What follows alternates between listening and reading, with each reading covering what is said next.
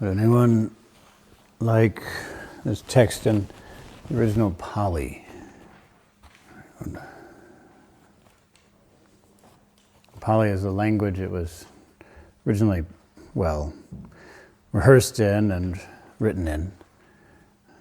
So if you're interested, then we have the original here.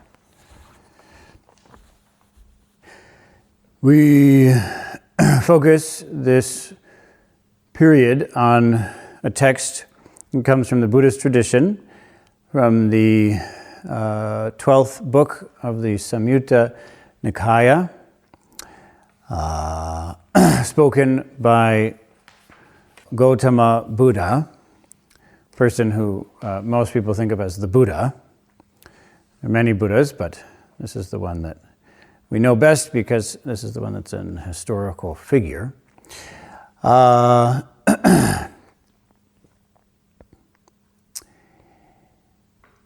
This text, the Upanisa Sutta, is quite concise and profound and very useful, and will be the text that I will use as the primary focus during this next month of practice when I'm in solitary retreat. I will emphasize certain parts of this text because of the utility of those parts for you, but know that each part of this is deep and profound and difficult to fathom. What I talk about, as will be made clear as we move through the text, will be either from my own experience or I will make it clear that it's substantiated elsewhere. Let's move through it. It's very brief, and then move into the exhortation. The title, as it's translated here, is Unfortunate, Proximate Cause. That will have no significance to most of you who may not be familiar with Buddhist philosophy, psychology, ontology, and such. So know that the significance of the phrase is not appropriate for the complexity of it. It's an unfortunately obtuse and cumbersome term, proximate cause. It has much more meaning, it has much more feeling than that. What it means is that there is a basis for something, but it isn't necessarily a sufficient condition for it. That's all. It comes from the Sanskrit Upanishad, which is a term that some of you may have heard before. This Upanisa, the sutta part, it just means it's a text. It's a scripture. And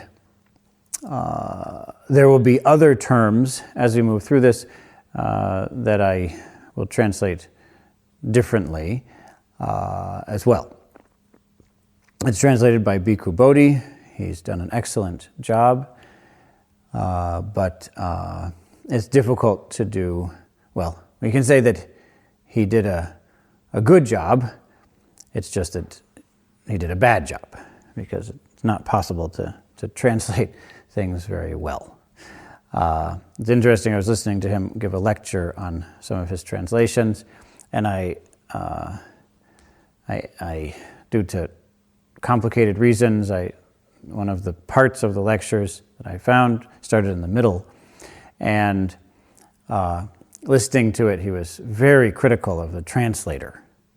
Didn't know who had translated the text, and he was very critical of the translator. He said, "It's a terrible translation. Very disappointed. This doesn't work at all. It's misrepresenting the meaning." And I thought, oh, what a mean monk. He's being so critical of whoever translated this, only to later discover that he himself translated it.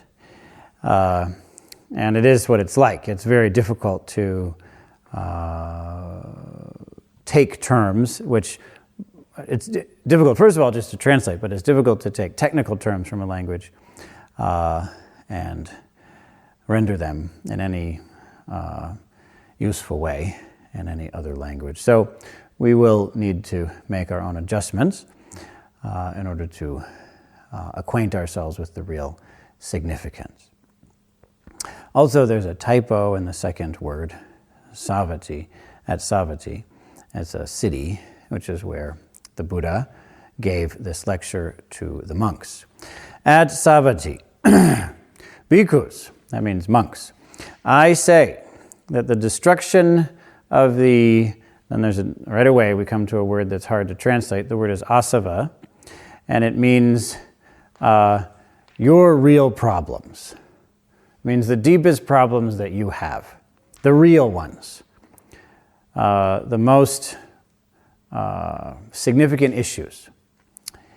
So it's translated here as taints. The destruction of the taints, the destruction of the asavas, is for one who knows and sees, not for one who does not know and does not see. For one who knows what, for one who sees what, does the destruction of the asavas come about. Such is form, such its origin, such its passing away. And I'll move through this text later on, and we'll go through it in a more technical way. But for now, just do your best. Just get a sense of it. Such is feeling, such its origin, such its passing away. Such is perception, such its origin, such its passing away.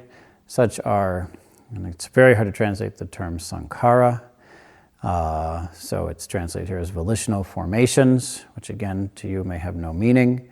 That we'll move into that more later. Such their origin, such their passing away. Such is consciousness, such its origin, such its passing away. It is for one who knows thus, for one who sees thus, that the destruction of the asavas comes about. I say, bhikkhus, that the knowledge of destruction in regard to destruction, that just means that you actually know it's real destruction, has a basis, a proximate cause. It has a basis. It does not lack a basis. And what is the basis for the knowledge of destruction? It should be said, liberation. And furthermore, I say, bhikkhus, that liberation too has a basis. It does not lack a basis. And what is the basis for liberation? It should be said, dispassion. I say, bhikkhus, that dispassion too has a basis. It does not lack a basis. And what is the basis for dispassion? It should be said, revulsion. I say, bhikkhus, that revulsion too has a basis. It does not lack a basis. And what is the basis for revulsion? It should be said, the knowledge and vision of things as they really are. It's very nice that this particular phrase can be translated into English with great accuracy. I say, bhikkhus, that the knowledge and vision of things as they really are too has a basis. It does not lack a basis. And what is the basis for the knowledge and vision of things as they really are? It should be said, and then we have the term here, concentration, which really isn't a good translation of the word samadhi. It should be said samadhi, which is a term that we don't have in English at all, but concentration is used here. But this is a much more specific term than mere concentration. Samadhi is something much more significant than what we typically think of when we use the word concentration. I say, bhikkhus, that samadhi too has a basis that does not lack a basis. And what is the basis for concentration? For samadhi, it should be said happiness. I say, bhikkhus, that happiness too has a basis that does not lack a basis. And what is the basis for happiness? It should be said tranquility. I say, bhikkhus, that tranquility too has a proximate cause, has a basis. It does not lack a basis. And what is the basis for tranquility? It should be said rapture. I say, bhikkhus, that rapture too has it means exhilaration, exaltation, rapture. I say, bhikkhus, that rapture too has a basis that does not lack a basis, and what is the basis for rapture? It should be said, gladness. I say, bhikkhus, that gladness too has a basis that does not lack a basis, and what is the basis for gladness? It should be said, faith. Yes, sounds wonderful. The whole path is wonderful, isn't it? Well, we'll see. I say, bhikkhus, that faith too has a basis that does not lack a basis, and what is the basis for faith? It should be said, suffering. I say, bhikkhus, that suffering too has a basis that does not lack a basis, and what is the basis for suffering? It should be said, birth. I say, bhikkhus, that birth too has a basis that does not lack a basis, and what is the basis for birth? It should be said, existence. I say, bhikkhus, that existence too has a basis that does not lack a basis, and what is the basis for existence? It should be said, clinging. I say, bhikkhus, that clinging too has a basis that does not lack a basis, and what is the basis for clinging? It should be said, craving. I say, bhikkhus, that craving too has a basis that does not lack a basis, and what is the basis for craving? It should be said, feeling. For feeling, it should be said, contact. For contact, the 6 sense bases. That means your sense organs. For the 6 sense bases, name and form. For name and form, consciousness. For consciousness, sankharas. What's here? Volitional formations. I say, bhikkhus, that volitional formations too have a basis. They do not lack a basis. And what is the basis for volitional formations? It should be said, ignorance. Thus, bhikkhus, with ignorance as basis, volitional formations come to be. With volitional formations as basis, consciousness. With consciousness as basis, name and form. With name and form as basis, the 6 senses. With the 6 senses as basis, contact. With contact as basis, feeling. With feeling as basis, craving. With craving as basis, clinging. With clinging as basis, existence. With existence as basis, birth. With birth as basis, suffering. With suffering as basis, faith. With faith as basis, gladness. With gladness as basis, rapture. With rapture as basis, tranquility. With tranquility as basis, happiness. With happiness as basis, samadhi. With samadhi as basis, the knowledge and vision of things as they really are. With the knowledge and vision of things as they really are as basis, revulsion. With revulsion as basis, dispassion. With dispassion as basis, liberation. With liberation as basis, the knowledge of destruction. Just as monks, just as bhikkhus, when rain pours down in thick droplets on a mountain top, the water flows down along the slope and fills the cleft, gullies, and creeks. These being full, fill up the pools. These being full, fill up the lakes. These being full, fill up the streams. These being full, fill up the rivers. These being full, fill up the great ocean. So too, with ignorance as basis, sankharas. With sankharas as basis, consciousness. And it moves on through until we come to, with liberation as basis, the knowledge of destruction.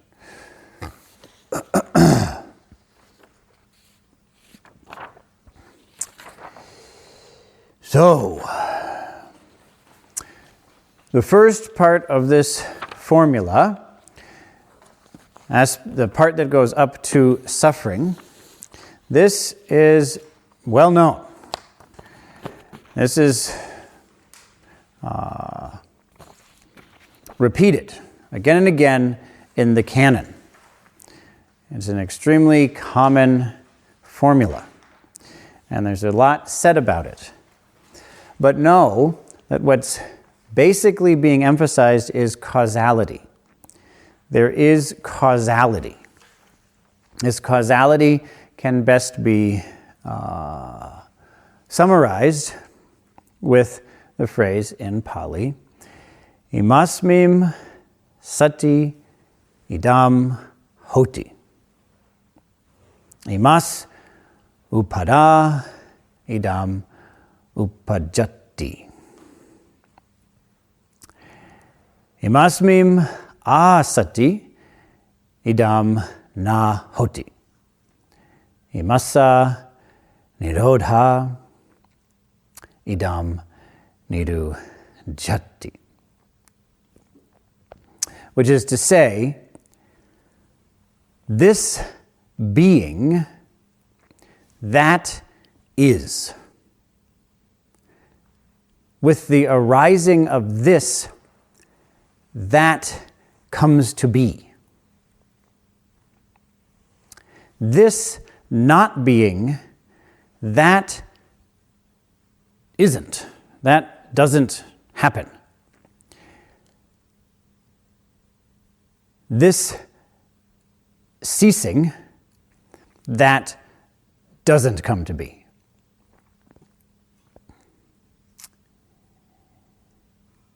It's very terse and simple clarity. This is about causality. There are causes and conditions for things, and we here get to explore these causes and conditions. And we can explore them through our direct experience. And as you probably noticed, there is an enormous emphasis in this text, as is typically the case in meditation texts, as you see is the case on the board there with what I wrote. There's an enormous emphasis on pleasure, on gladness, happiness, rapture, tranquility. That builds up and builds up. And that's the step-by-step process out of suffering in just the same way that clinging, going from ignorance all the way to suffering, is a step-by-step process into misery. Now, this point of shifting from suffering to faith is the essential teaching of this particular text. We won't have the opportunity to dive into the details of dependent origination, which is the first 12 factors going from ignorance to, in this case, suffering, typically old age and death, misery, despair, and such. But in this case, the word is simply given as suffering. So going from, in this particular text, there are 12 factors that take us from ignorance to suffering. In other texts, there are 10, and in some cases, actually only 9, depending on the tradition. But in any case, that's well known. I've discussed in the past, and we won't have the opportunity to go into it this retreat. The others we've gone into to a certain extent. The further elaboration after suffering as we move into faith, up to liberation and the destruction of the, whatever we call the asavas, the real problems. We'll talk about that a bit more, but the main point that we'll emphasize is simply the shift from suffering to faith. What is it? What is the basis of that? How does that happen? How do we shift from suffering to faith? This is a point which I hope for you becomes very real. I hope that you really ask this question. I hope you really, really, really look at this. And good news, any suffering that you experience of any kind, that's a big opportunity for you to explore this. So as you're in this retreat, you'll have all kinds of discomfort. So good, take advantage of that. Really look at that. This is different, you know. Here you are. This is sort of a different place. Maybe you noticed. We go to lots of places. We go to lots of retreats, weekend, week-long sorts of things, and that's good. It's great that we do that. But a lot of the time, those places, well, let's face it, shall we? Don't ask that much of us. We need to be asked for something real. That's what's needed. Real. It has to be the real thing. If it isn't the real thing, then what are we doing?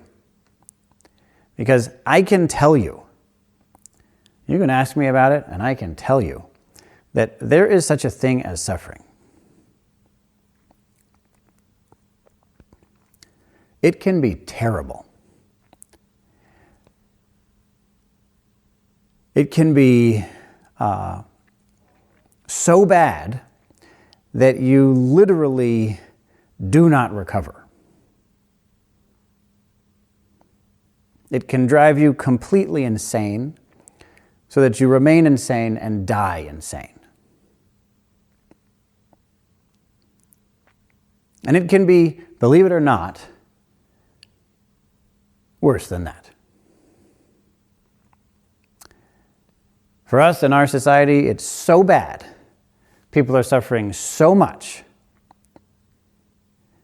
that in an attempt to assuage just a bit of that suffering, in a failed attempt to avoid, to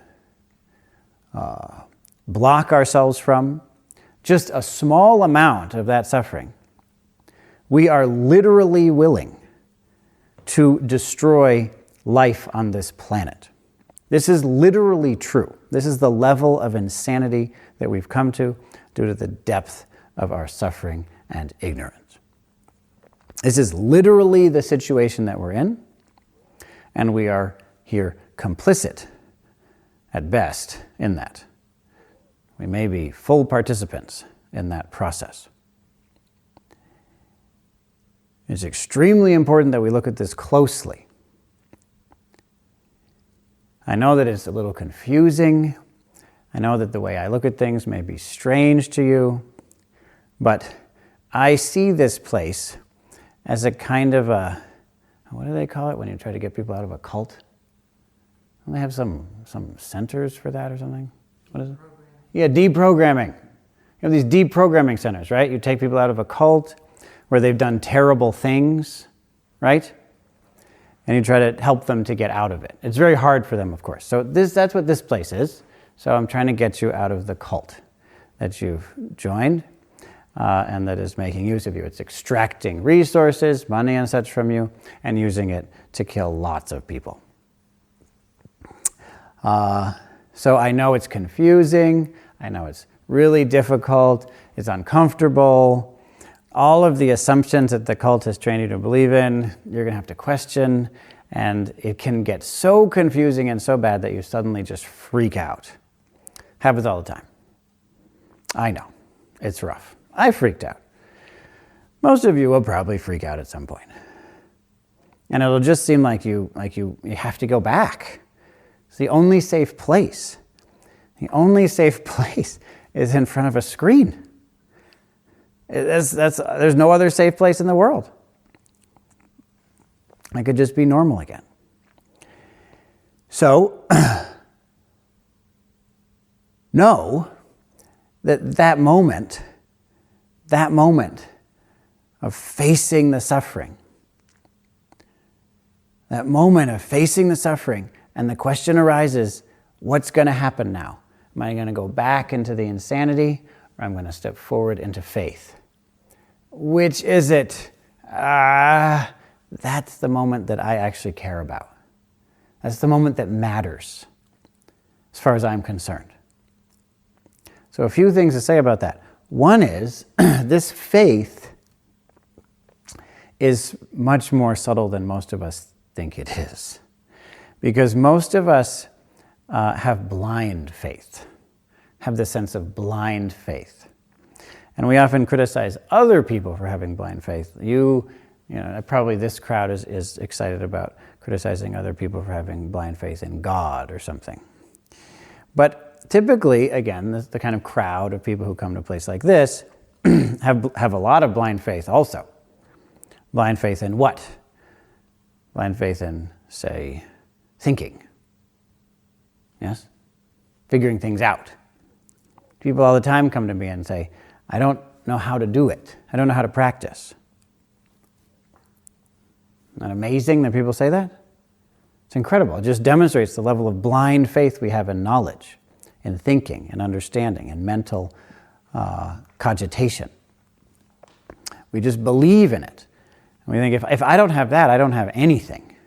I need that. And so we say, as if it makes sense. Well, I can't do it, I don't know how. Isn't that amazing? You don't know how to do anything. No one here knows how to raise their hand. No one knows how to do that, and no one knows how you do that. There's no one alive who understands how you raise your hand. But everyone here can raise their hand. You don't need to know how to do it. You can just do it without knowing how to do it, and then you can spend your whole life trying to figure out how you do it, and you'll fail and die. No one knows how anyone does that. I was studying, just because I get obsessed with these things, I was studying some scientists who are trying to figure out how snakes move. Yes? They don't know. They can't figure it out. They don't know how snakes move. They can explain about 60% of snake movement. The other 40, they can calculate it. But they don't know how snakes move about half of their movement. They don't know how bees fly. Certainly not bumblebees. They still don't know that. This has been sort of a famous case for years. They don't know how trees grow. Trees are simple organisms relative to, say, snakes. They don't know how trees grow. No one can explain how a tree gets that tall. It doesn't make any sense to us. The most significant part is how they get water up there. There's an enormous amount of water they get way up high. How do they do it? No one knows. They don't have muscles. It's unknown. A part of it's understood, but not most of it. And someone brought this up to the Roshi in Japan, and he just told them how trees get water up that high. He just told them straight out. Said, trees lift water that high because they believe they can. End of conversation. Move on. That's faith. That's faith. A complete faith, not just blind faith in your own mental understanding, and furthermore, not blind faith in your feelings. That's not how it works. This is the one that for us is most difficult. Because push come to shove, we want to do what we want to do. We feel that we have the right to do what we feel like doing. This is essential to us. It's extremely important to us. But if you want to have true faith that will result in true gladness, that will eventually result in happiness, samadhi, insight, freedom, then we have to stop having blind faith in the wisdom of our feelings. We really want to believe in what I think and in what I feel. And if those things are questioned, it can be very, very frightening. Very, very frightening. And that's typically when we freak out around here, when our practice has deepened to the point when it's possible that we could let go of acting according to what we think and feel. At that point, the freak out typically begins. So when the deprogramming is finally working, and maybe you know a little bit about this, but when it starts to work, an enormous panic sets in. So people freak out and find ways of following what they think and feel. What do we do about that? How can we overcome this? And how can we set things up so that more and more, as we come to this point of deep suffering, we can have faith that there is a path beyond it? How does that happen? The answer is community. Friendship, companionship, connection, trustworthy relationships. That's how it happens. Why? Well, first of all, just because you're suffering doesn't mean you're practicing. Just because you're suffering doesn't mean you're getting anywhere. We have to enter into the suffering with an appropriate basis for faith, for going beyond the various things that have led us into that suffering. Well, what is that? That is good relationships with trustworthy people who love us, who care about us. It's essential that we have that.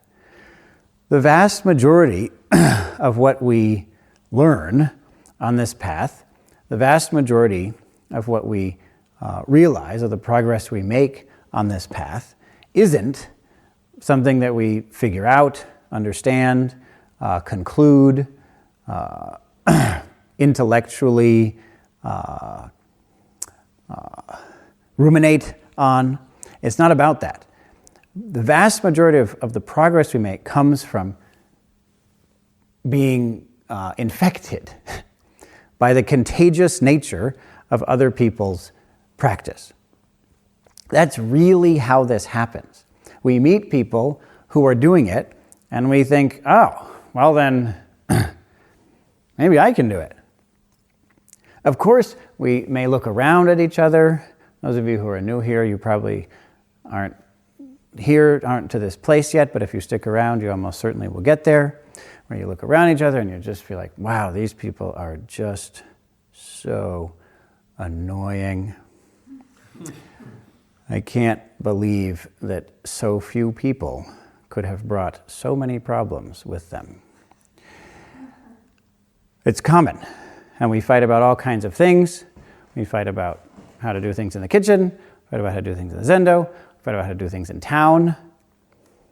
Yes, we're all going to go into town and have a free lunch given to us, and so we have to have a fight about that. We find a way. And it may seem to us as if there's just no hope here. This is not friendship. This is a war.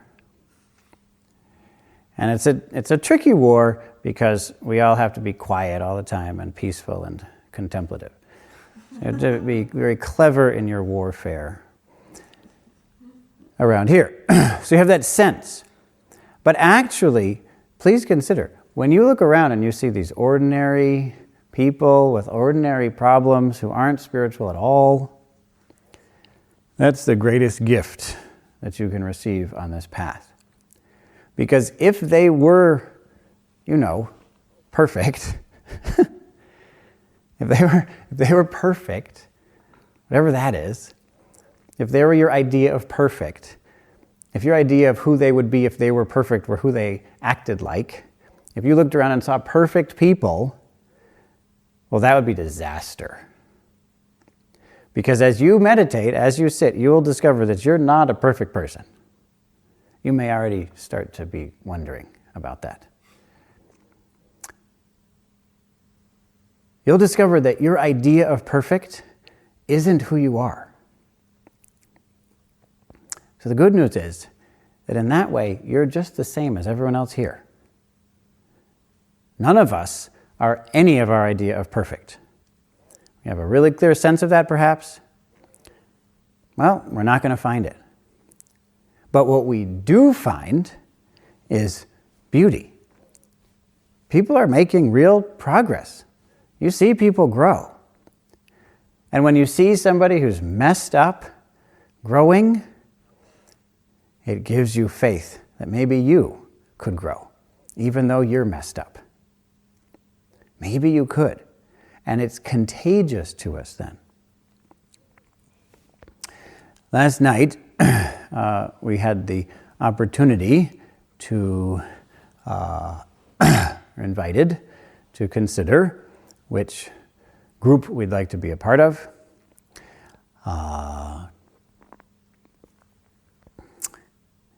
And a certain structure was set up, which is sit through the night, moving just 3 times. So, that's hard. I know that's hard. I'm aware of that. And some people tried.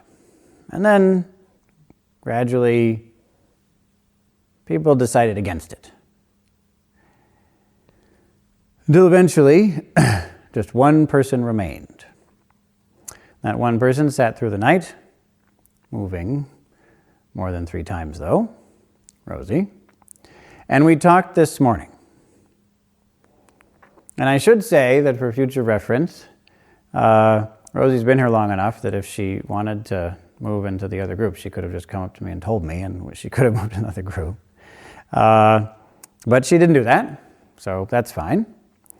And I said that this morning. But we had set up a structure. And so there we are. We made a kind of agreement with each other. And so it wasn't possible for this retreat for Rosie to switch groups, even though she wanted to. And we discussed very briefly her experience through the night. And she didn't talk about the physical pain. Didn't hear you talk about that at all, right? She didn't talk about the exhaustion, the sleepiness. I didn't hear a word about that, right? She didn't talk about the yammering, battering thoughts, which maybe you didn't have, who knows. Anyway, I didn't hear about it. What did she mention? Well, basically, to paraphrase, she said, it was lonely. What's up with me sitting here alone while all those guys are asleep? Huh? Here I am, sitting through the night, and they're just resting? And I'm the one who can't join the group? It doesn't feel very inspiring. It doesn't feel very supportive. Did I understand your point? I actually felt inspired by having a few people who did stay a lot longer than I expected. Mm-hmm.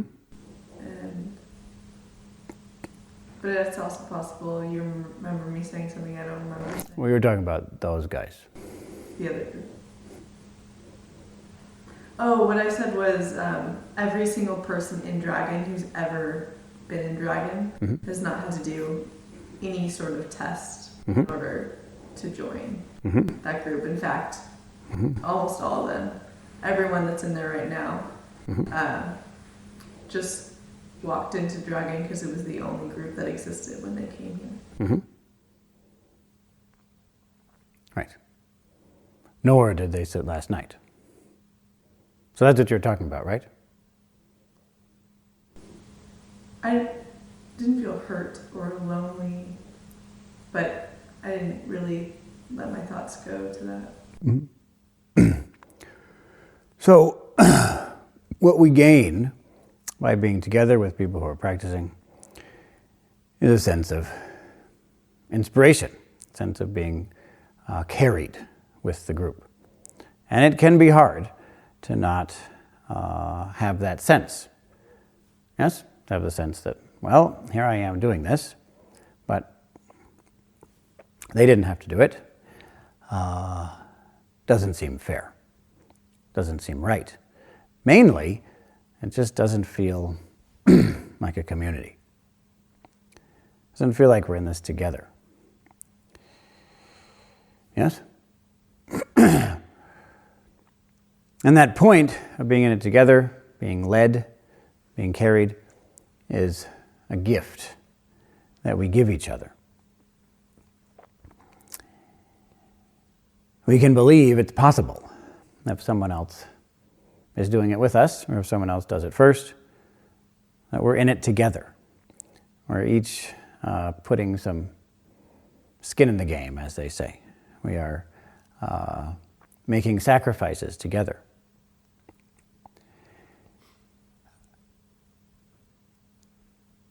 The point about being alone isn't merely a point about being the only person in the room. The point about being lonely isn't a point about, wishing I could talk to someone about something. It's not about that. It's about being in it together. It's about having a community, having people we can depend on.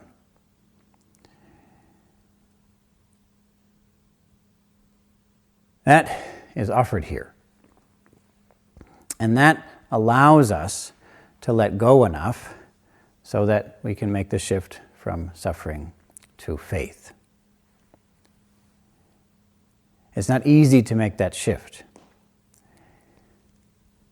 but it's a precious shift. How can we do it? How can we make that shift? Well, part of it is by being supported by others.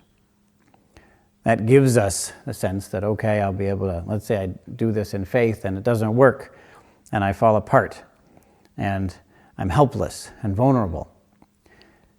will that be the moment when they take advantage of me?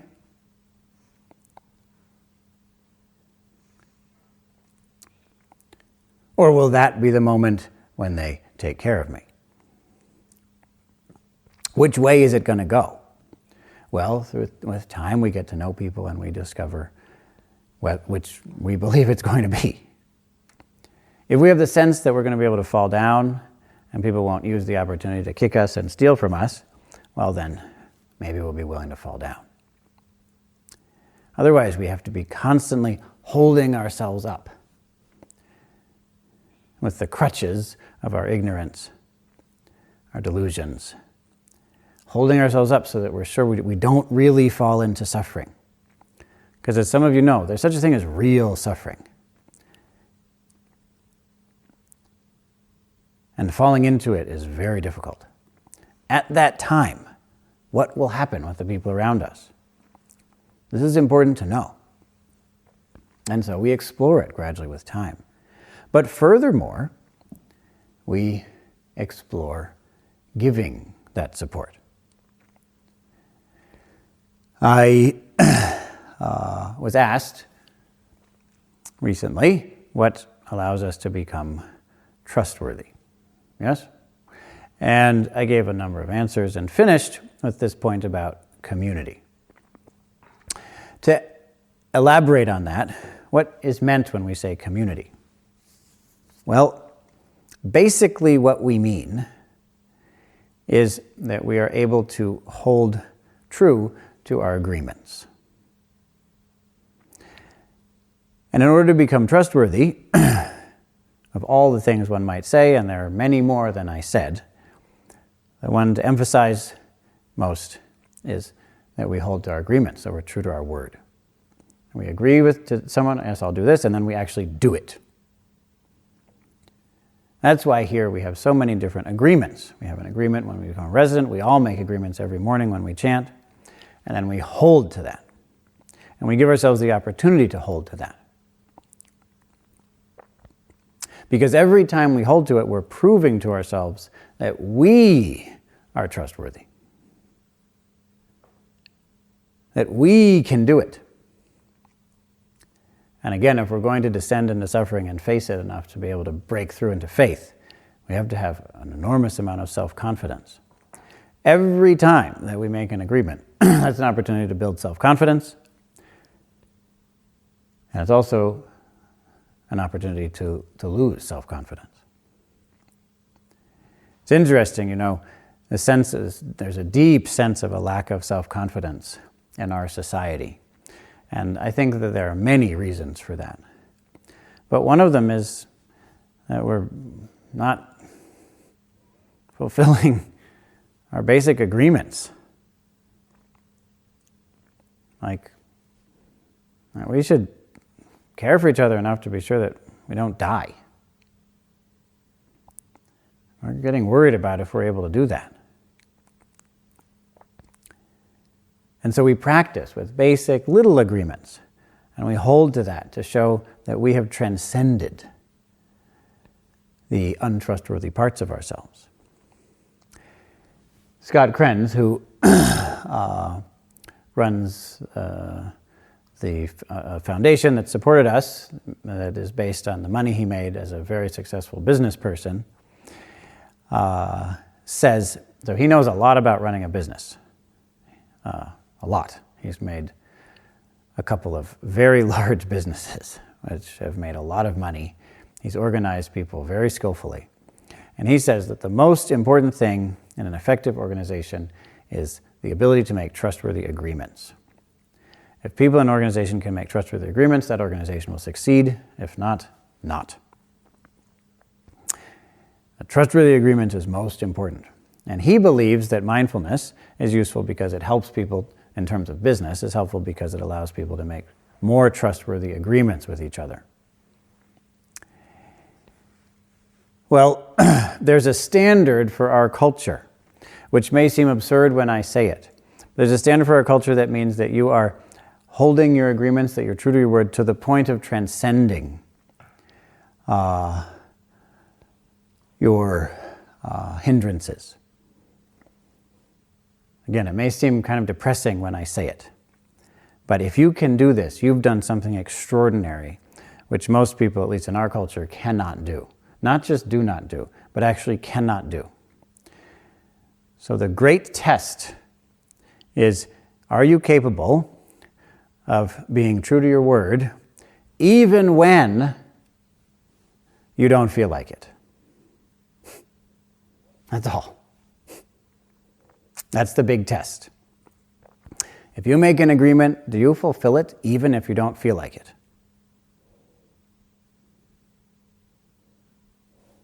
Consider that. If you can do that, that's incredible.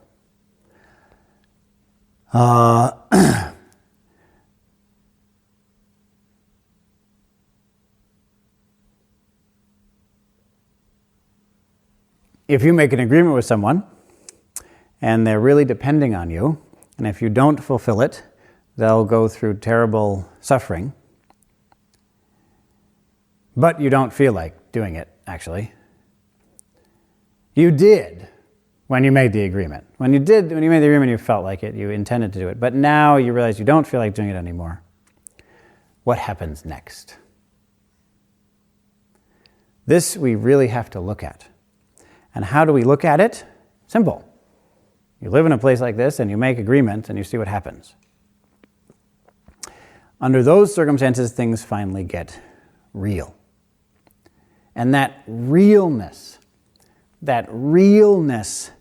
is the point of this place. For things to finally get real.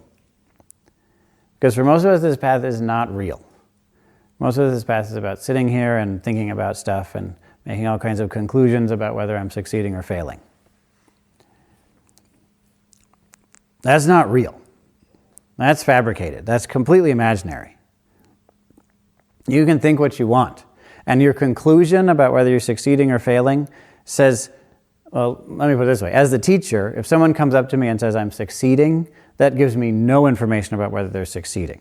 If a person goes to me and says I'm failing, that gives me no information about whether they're failing. All I'm learning about is their personality. That I learn about.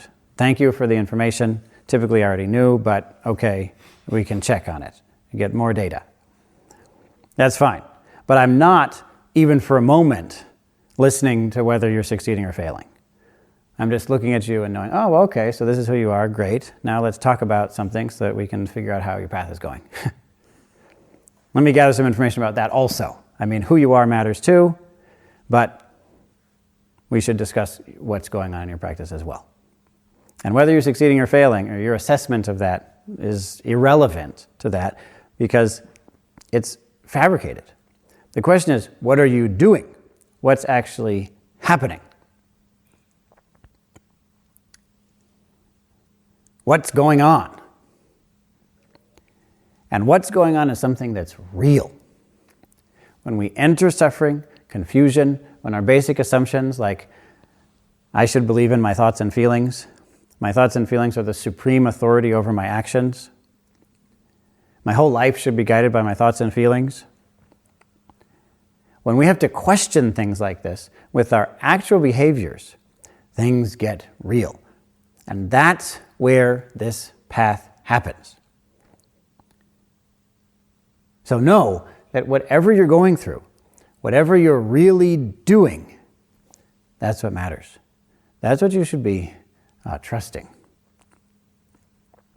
And it's through that we come to the point when we can face whatever suffering is coming up, and it's through that we can possibly burst forth into faith.